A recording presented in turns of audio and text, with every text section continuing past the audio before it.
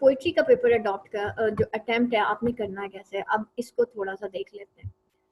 यहाँ पे देखें, पंजाब यूनिवर्सिटी 2019 का पेपर है। Attempt any 4 questions including question number 1 which is compulsory, all questions carry equal marks. तमाम क्वेश्चंस जो है वो इक्वल मार्क्स जो है वो कैरी करें। Explain with reference to context any 3 of the following. कितने आए हुए हैं? 1 2 3 4 5, जस्ट 5 रेफरेंस टू कॉन्टेक्स्ट आए हुए हैं। पर आप लोगों की पोइट्री की बुक्स पता है कितनी है? 6 है, ठीक है। और वाइट एंड सरे को हम 1 कंसीडर करते हैं तो फिर 5 बन जाती है, ठीक है। अब ये क्या करते हैं कि इसमें से किसी एक बुक को ना ये बीच में से स्किप कर देते हैं। इस दफा देखें इन्होंने पैराडाइज लॉस्ट बुक 9 जो है उसको स्किप किया था इसमें, ठीक है। And specially from every shires end of England और कैंटरबरी दे वेंट, ये कैंटरबरी टेल से आया हुआ है। Where like a pillow on bed, a pregnant bank swell up to rest, the violet railing had set we two, one and other best. ये आया हुआ है जॉन डन में से। Sudden these honors shall be snatched away and cursed forever this victorious day. For lo, the board with cups and spoon is crowned, the berries cackle and mills turn round. ये rape of the lock में से आया हुआ है। What should I say, ये आपका white and सरे में से आया हुआ। What should I say, white में से आया हुआ है। Long after known in Palestine and named Beelzebub, to whom, ये पैराडाइज लॉस्ट बुक 1 में से है। पैराडाइज लॉस्ट बुक 9 इन्होंने स्किप की हुई है।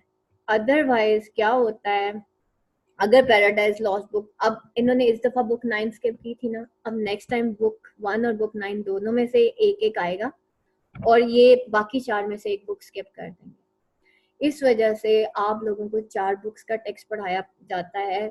अटेम्प्ट एनी 4 पहले आप लोगों ने जो है, अब यहाँ पे देखें अटेम्प्ट एनी 4, इस दफा जो क्लासिकल पोइट्री का पेपर आया था उसमें आपने 4 अटेम्प्ट करने थे, अदरवाइज 3 अटेम्प्ट करने होते हैं।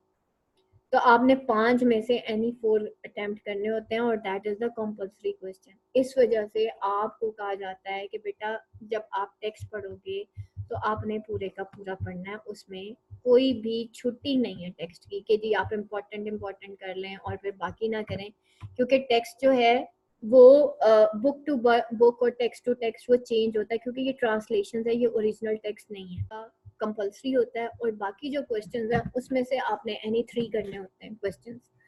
अब यहाँ पे है, how far would you agree that Chaucer's characters are individuals and types simultaneously, ठीक है। ये क्वेश्चन मैं आपको वैसे ही करा चुकी हूँ, give example from the prologue and Canterbury tell.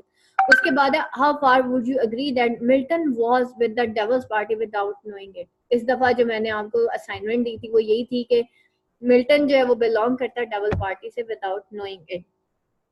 और number 3 question, how is Belinda representative of 18th century.